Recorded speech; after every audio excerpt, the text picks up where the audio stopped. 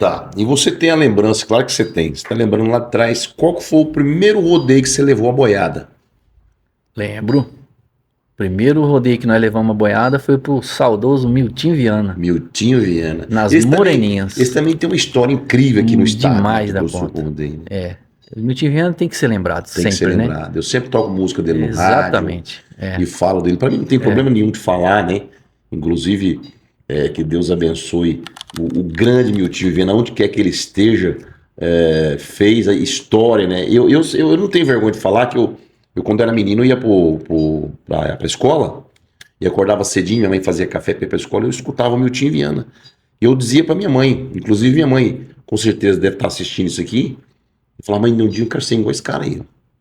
Mas eu quero ser o cara do rádio e ser locutor de rodeio.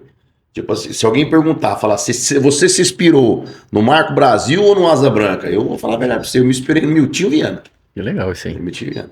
E aí você, primeiro rodeio foi pro Miltinho. Milton Viana, nas Moreninhas, em 1995.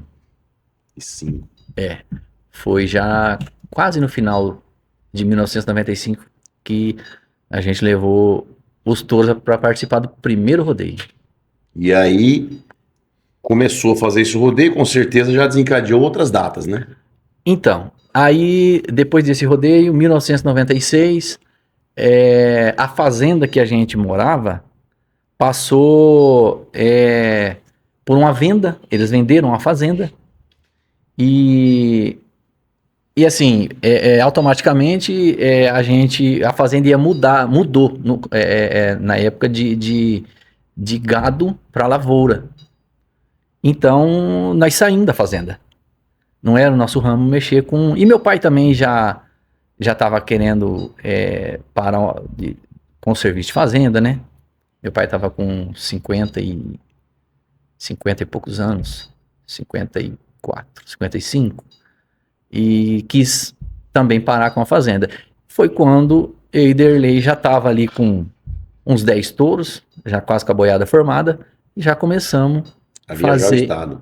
fazer os rodeios. Só que aí que veio a ideia da minha mãe de falar para os outros dois irmãos, que é o Heraldo e o Vado, para montar uma arena e uma arquibancada para formar com os outros dois irmãos que já tinha boiada e fazer a companhia de Rodeio Ortiz. Inclusive, vamos mandar um abraço para ela aqui, né? Dona Santinha, Dona Santa Ortiz, também tem parte nessa história. Um abraço para a senhora. E aí, eu me lembro que quando eu conheci a família Ortiz, eu não me lembro se não foi em 97, o Polaco, que eu conheci vocês, que eu decidi, falei, eu vou ser locutor de rodeio. E eu conheci eu conheci o Vado. E aí depois eu passei a conhecer todos vocês. Era uma arquibancada de madeira, né? Sim, aí quando começou, que na verdade assim, meu pai, ele nunca gostou assim que nós montava, você entendeu? Ele tinha medo da Sempre gente. foi contra. Sempre foi contra, que ele tinha medo da gente machucar. O que quase todo pai, né, que é pai de peão de rodeio hoje, né? Menos o pai do John Crimber, né? Ele tem. Menos o pai do John Crimber. Ele fica ali torcendo, ele é louco. Eu fico pensando, eu fico assistindo. Mas ele sabe que o filho dele é um baita de um profissional, né?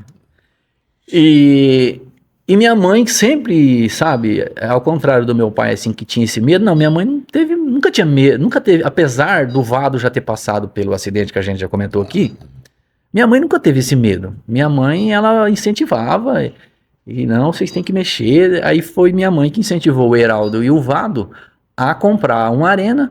Naquela época, montou uma arquibancada de madeira e saímos para fazer rodeio. Literalmente, como se diz, peitar, né? Rodeio, né? Entendi. E naquela época a carpida era grande, né? Era difícil. Era só rodeio de peito, bilheteria e rolo.